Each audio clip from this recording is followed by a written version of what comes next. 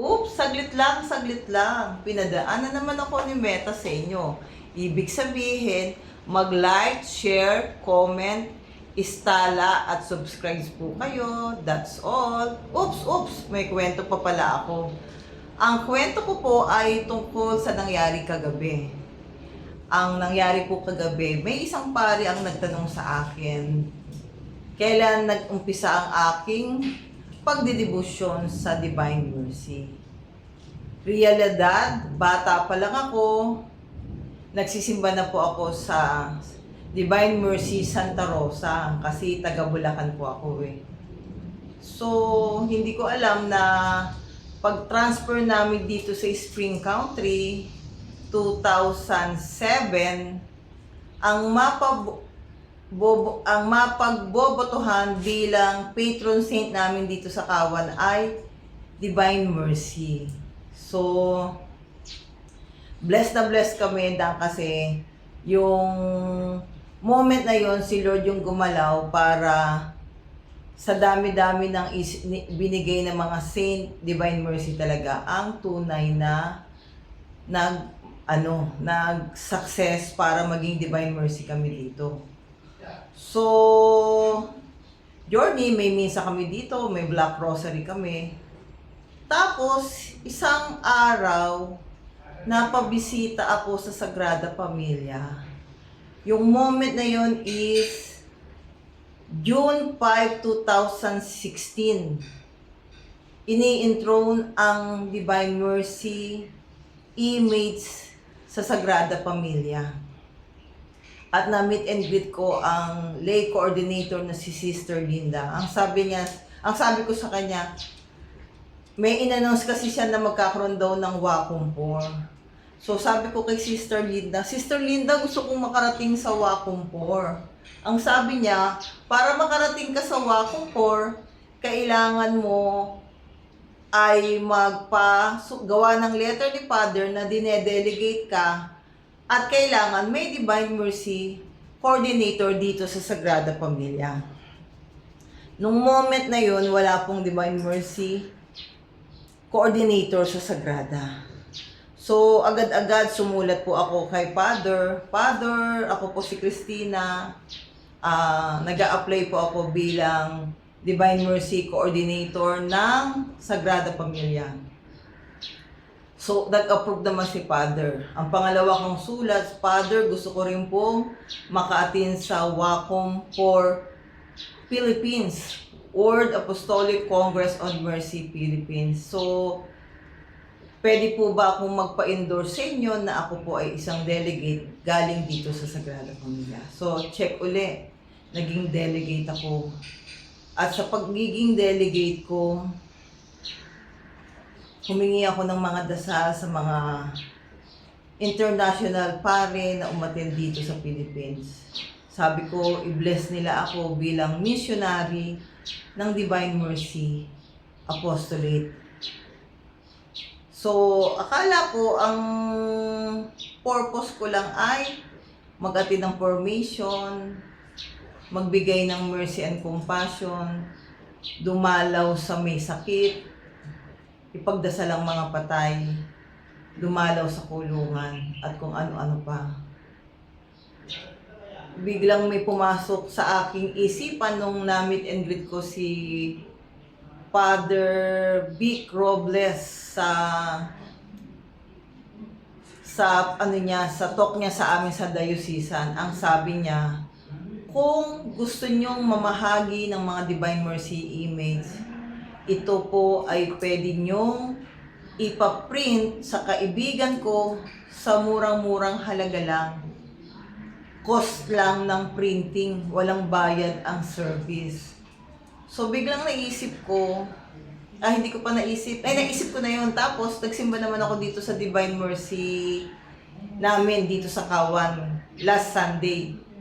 So habang nandun ako sa simbahan, dumidikdik sa isip ko na sana bawat tahanan dito sa Spring Country, Spring Valley, Spring Heights ay ma-enthrone ang image ng Divine Mercy.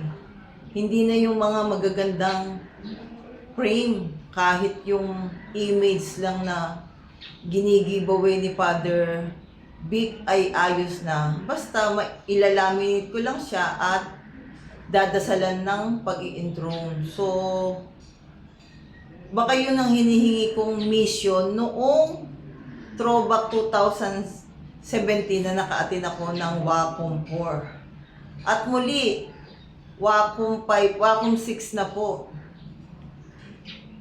Nais ng puso ko na maka-attend po sa Wacom 6. Subalit, pagsubok from August to December, saktong-sakto ang biyaya. Walang extra para makapag-ipon. At ngayon, dumaan ang January, February, malapit na ang Wacom 4.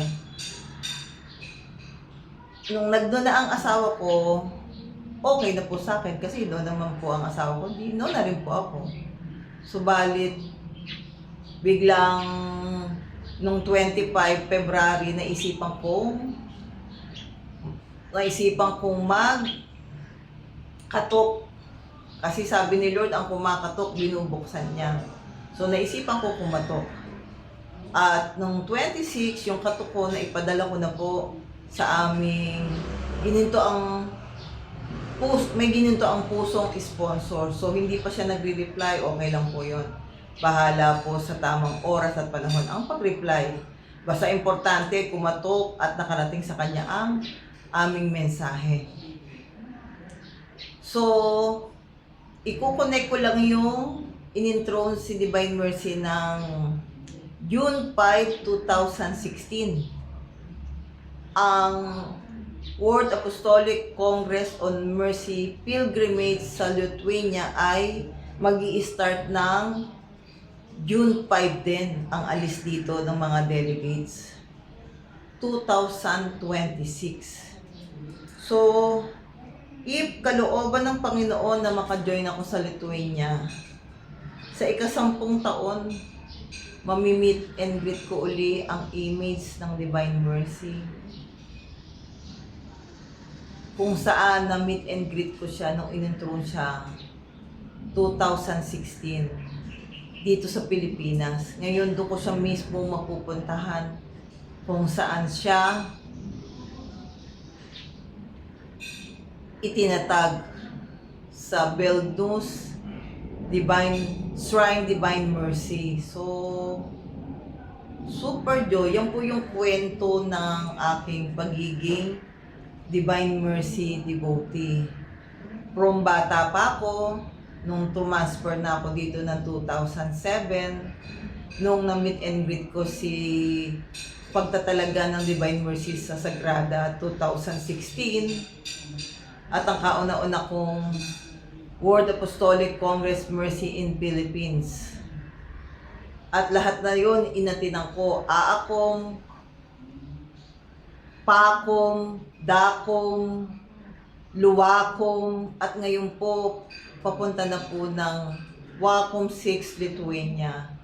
So, totodo ko po ang katok. Kasi, bahala na pong magbalik biyaya ang Panginoon sa inyo. Sa ginunto ang gagawin yung pag-i-sponsor sa amin. Bahala na po ang Lord of Divine Mercy ang magbalik biyaya kung ano pong kagandahang loob ang naibigay niyo po sa Team Divine Mercy na nangangarap upang makarating ng Lithuania. Salamat po, Jesus, King of Mercy, I trust in you. That's all. End of my sharing. Ang pagbablog ko po ay vlog of sharing. That's all.